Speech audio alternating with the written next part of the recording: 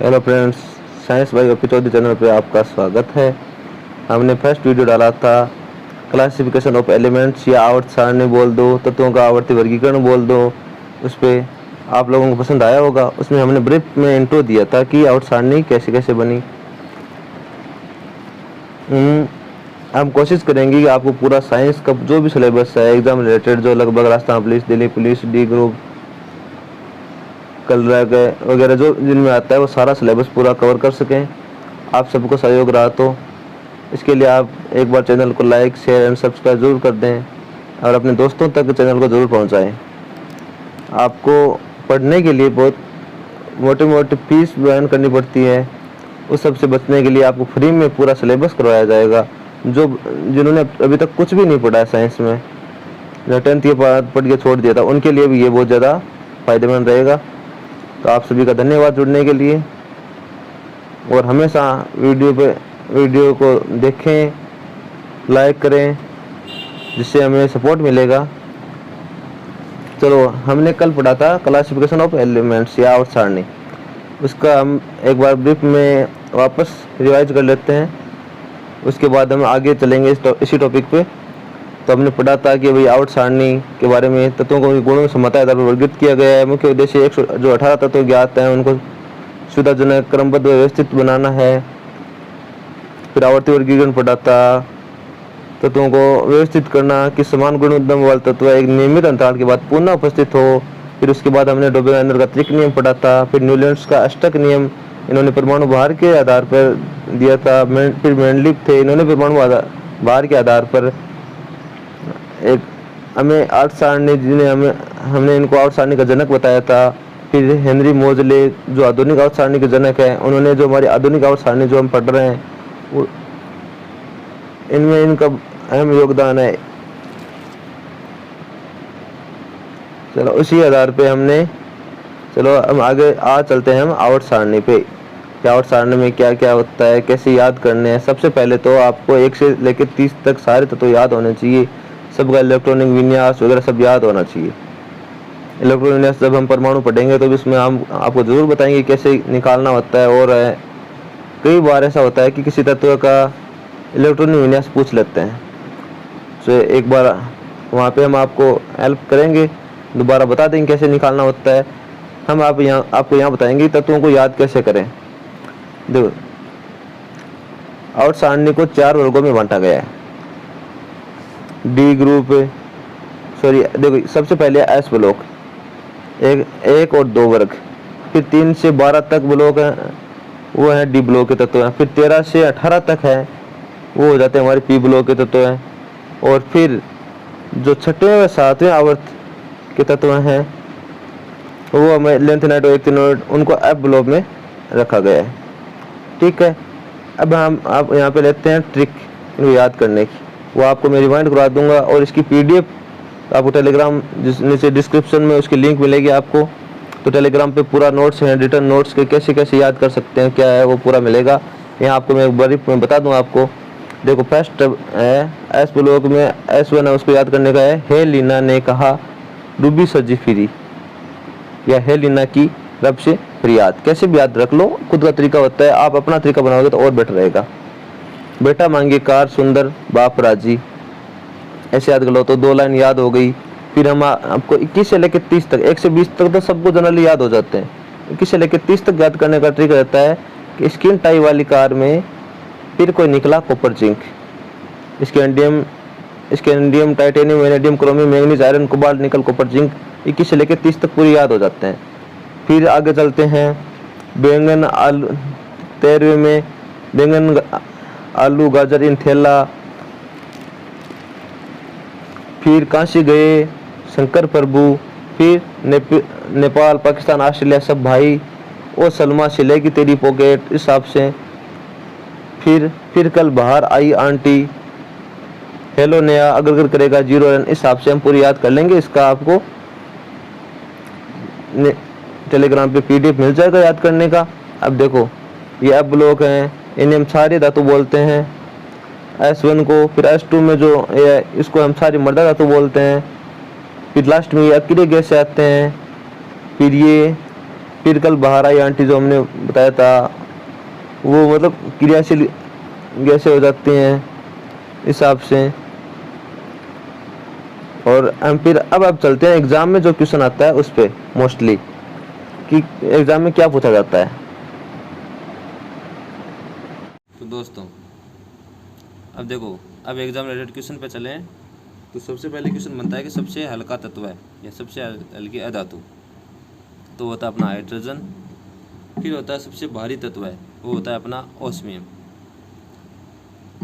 फिर आता है सबसे हल्की धातु, वो होता है अपना लिथियम। सबसे हल्की धातु होती है अपनी लिथियम। एक क्वेश्चन बनता है कि द्रव धातु कौन सी होती है। धातु वैसे देखो ठोस होती है, पर ओनली इसका एक अपवाद होता है, वो है मरकरी। ठीक है। फिर क्वेश्चन बनता है कि द्रव अधातु कौन सी होती है, वो होता है अपना ब्रोमीन। कौन सा होता है, ब्रोमीन। ठीक है। अब होता है सबसे अच्छा सुचालक।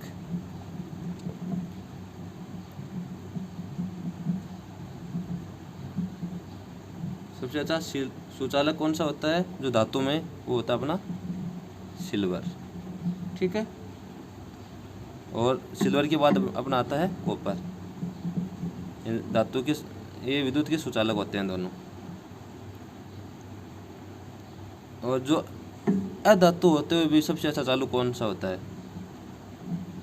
अधातु में, वो होता है अपना ग्रेफाइट। ठीक है। फिर आता है सबसे अधिक तन्य व अघातवर्णीय धातु, वो होता है अपना सोना। क्या, तन्य व अघात वर्धनीय। ठीक है। तत्व अघात वर्धनीय क्या होता है, गोल्ड, सोना। अब सबसे अधिक क्रियाशील धातु,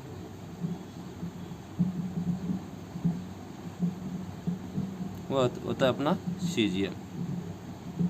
ठीक है। अब एक बार साथ साथ रिवाइंड करना, जब पूरे हो जाएंगे तो एक बार दोबारा से रिवाइंड करा जाएगा। सबसे अधिक क्रियाशील अधातु,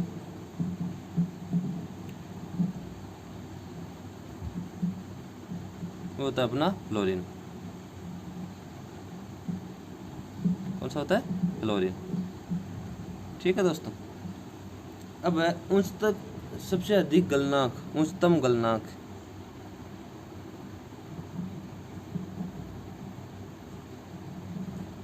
वो होता है अपना टंगस्टन का। सीधे सीधे क्वेश्चन बनते हैं यहाँ से।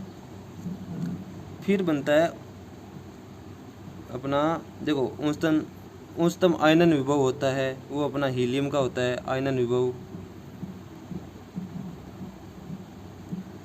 वो कौन सा होगा, हीलियम। ठीक है। फिर निम्नतम में हो जाएगा, वो होता है अपना सीजियम। ठीक। सबसे अधिक इलेक्ट्रॉन बंधुता वाला तत्व है, या इलेक्ट्रॉन बंधुता मतलब इलेक्ट्रॉन ग्रहण करने की प्रवृत्ति, वो होती है अपने क्लोरीन में, क्लोरीन। सबसे अधिक विद्युत ऋणात्मक, वो होता है अपना फ्लोरीन। ठीक है। सबसे प्रबल अपचायक,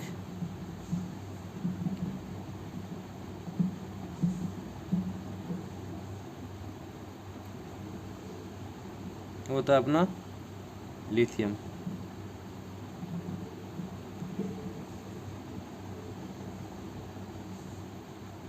अब देखो, वो तत्व जिनमें मतलब अंतिम कक्ष में एक परमाणु होता है, उनको अक्रिय गैसें कहते हैं, उत्कृष्ट गैस कहते हैं, या शून्य समूह कहते हैं। अब एक धातु होती है जिसको मिट्टी के तेल में रखा जाता है। कौन सी वस्तु है, उसको संरक्षित रखने के लिए मिट्टी के तेल में रखता है, मिट्टी के तेल में, तो अपना होता है वो सोडियम। सोडियम होता है, इसको मिट्टी के तेल में रखा जाता है। ठीक है। हड्डियों में, हड्डी व दांतों में पाया जाने वाला तत्व है, दांतों में तो होता है अपना कैल्शियम। सर्वाधिक विषैला, सर्वाधिक विषैला धातु होता है वो होता है अपना प्लूटोनियम।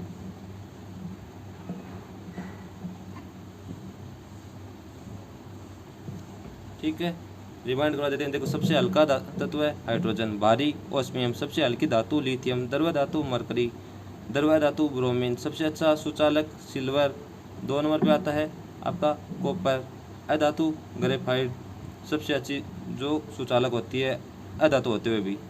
तन्य व अघातुरने वाली धातु सोना होता है। क्रियाशील धातु होती है वो अपने सीजियम होता है। अक्रियाशील धातु है फ्लोरीन होता है। उच्चतम गलनांक टंगस्टन का होता है। आयनन विभव अधिकतम हीलियम का होता है। निम्नतम आयनन विभव है वो सीजियम का होता है। इलेक्ट्रॉन बंधुता या इलेक्ट्रॉन ग्रहण करने की सर्वाधिक क्षमता है वो फ्लोरीन में होती है। विद्युत ऋणात्मक तत्व है वो फ्लोरीन है अपना। प्रबल अपचायक लिथियम है। मिट्टी के तेल में जिसको संजो के रखा जाता है वो तत्व है सोडियम है, सुरक्षित रखा जाता है। हड्डी व दांतों में पाए जाने वाला तत्व है कैल्शियम है। और विषैला धातु वह है अपना प्लूटोनियम। ठीक है दोस्तों, अब आपको मैं एक छोटी सी चीज़ बता देता हूँ, नहीं पूछते फिर भी आपको बता देता हूँ मैं कि एक क्वेश्चन बनता है कि आवर्त सारणी में ऊपर से नीचे जाने पे संयोजकता, परमाणु आकार, आयनन ऊर्जा, इलेक्ट्रॉन लब्धि, एंथैल्पी, उनमें क्या फर्क पड़ता है उसके बारे में छोटा सा क्वेश्चन न बने फिर भी बन जाए। अपन को टॉपिक पूरा कवर करना 0 से पूरा हाई लेवल तक। अब देखो, संयोजकता है, ये बहुत बार पूछा भी जाता है। संयोजकता ये 1 से 7 तक तो बढ़ती है।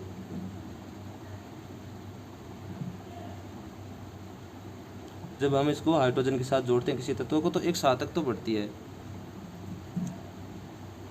लेकिन ये अगर ये हम हाइड्रोजन की जगह अगर हम ऑक्सीजन को लें तब ये 1 से 4 तक बढ़ती है, फिर 0 तक वापस 0 घटती है।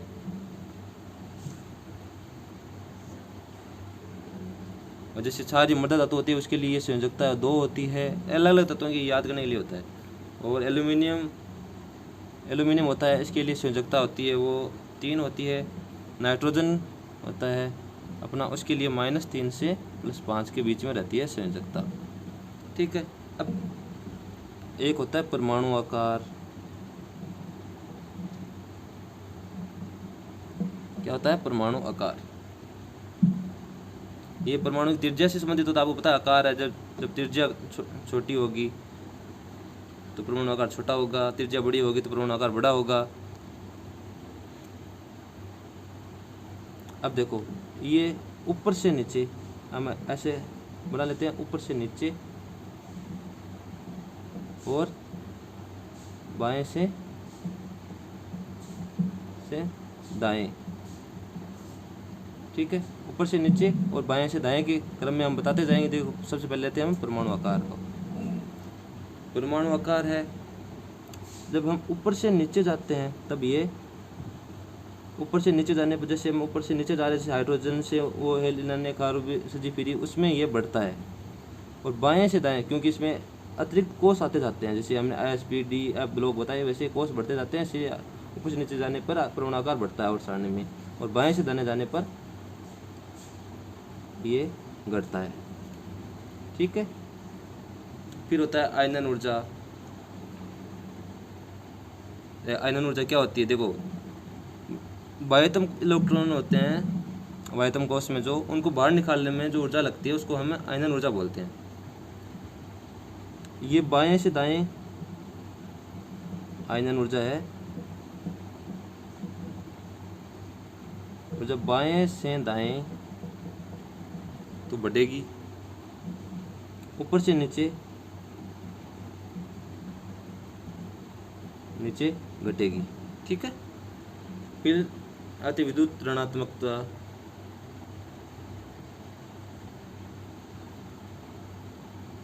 विद्युत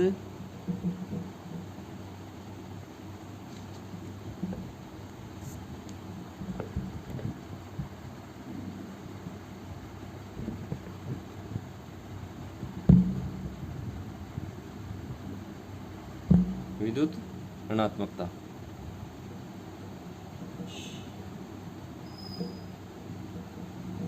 विद्युत ऋणात्मकता देखो, बाएं से दाएं जाने पर ये भी बढ़ती है, ऊपर से नीचे आने पर घटती है। बाएं, सबसे पहले बाएं से दाएं तो बढ़ेगी, ऊपर से नीचे आने पर घटेगी। ठीक है,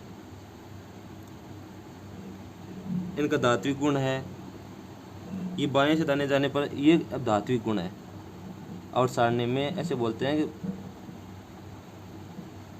कि आवर्त सारणी में बाएं से दाएं जाने पर धात्विक गुण में क्या फर्क पड़ेगा। नीचे ऑप्शन दे देंगे कि बढ़ता है, घटता है, कोई फर्क नहीं पड़ता। तो देखो, बाएं से दाएं चले तब तो ये घटता है, ऊपर से नीचे जाने पर ये बढ़ता है, ऊपर से नीचे जाएं तब ये बढ़ेगा। ठीक है, ये बस यही चार चीज़ें होती है। संयोजकता सभी तत्वों की अलग अलग होती है। परमाणु आकार है, ऊपर से नीचे जाने पर तो बढ़ता है और बाएं से दाएं जाने पर घटता है। आयनन ऊर्जा बाएं से दाएं जाने पर बढ़ती है, ऊपर से नीचे आने पर घटती है। विद्युत ऋणात्मकता बाएं से दाएं जाने पर बढ़ती है, फिर ऊपर से नीचे आने पर घटती है। धात्विक गुण बाएं से दाएं जाने पर तो कम होता है और ऊपर से नीचे जाने तो बढ़ता है। ठीक है, हिसाब से धन्यवाद आपका। चैनल को लाइक, शेयर एंड सब्सक्राइब जरूर करें और आगे आने वाली वीडियो के लिए आप जुड़े रहें, चैनल पे विजिट करते रहें। धन्यवाद। Science by OP Chaudhary channel पे आपका बहुत बहुत धन्यवाद।